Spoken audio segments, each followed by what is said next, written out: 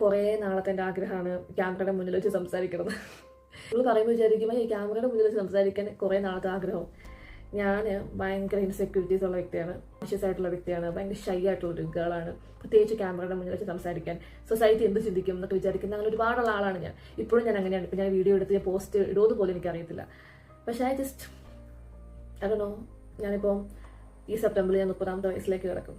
എനിക്ക് ലേറ്റ് ആയ പോലെ തോന്നുവാണ്. ചില കാര്യങ്ങൾ ചെയ്ത് നേരത്തെ തീർക്കാമായിരുന്നു എന്ന് തോന്നുന്നൊരു സമയമാണ്. ഇനിയും ഞാൻ ലേറ്റ് ആയി കഴിഞ്ഞാൽ ഞാൻ ആര് ചെയ്യുമെന്ന് എനിക്കറിയത്തില്ല. Now I am getting old. ഇപ്പം തന്നെ ഒരു കിളവിയായ പോലെ 30s. എല്ലാവരും പറയും 30s ഭയങ്കര വേറൊരു ടൈപ്പാണ്, 20s പോലെ അല്ല എന്നൊക്കെ. പക്ഷേ എനിക്ക് പലപ്പോഴും തോന്നിയിട്ടുള്ളൊരു കാര്യം, നമ്മൾ 20s ചെയ്യേണ്ട കാര്യങ്ങൾ നമ്മൾ 20s തന്നെ ചെയ്യണം. മീൻസ് ഞാൻ പറയാൻ ഉദ്ദേശിക്കുന്നതെന്ന് വെച്ചാൽ 30s കിടക്കുമ്പോൾ നമുക്ക് ഒരുപാട് പ്രയോറിറ്റീസും ഒരുപാട് റെസ്പോൺസിബിലിറ്റീസും വരുവാണ്. ഒരു കല്യാണം കഴിഞ്ഞു, കുട്ടി ഉണ്ടായി, ആസ് എ മദർ അമ്മമാർക്കറിയാം എന്തോ ഒരു ഡിഫിക്കൽട്ടീസാണ് അവർ നേരിടുന്നത് without any support from any other people. Parents ഉണ്ടാവില്ല, ഒന്നുമില്ല. അപ്പോൾ അതിനിടയ്ക്ക് നമ്മുടെ പാഷനും കൂടി കണ്ടിന്യൂ ചെയ്യാന്ന് പറയുന്നത് ഇറ്റ്സ് വെരി ഡിഫിക്കൽട്ട്. അപ്പോൾ ഈ 20s എന്ന് പറയുമ്പോൾ നമുക്ക് നമ്മുടെ പേരൻസ് ഉണ്ട്.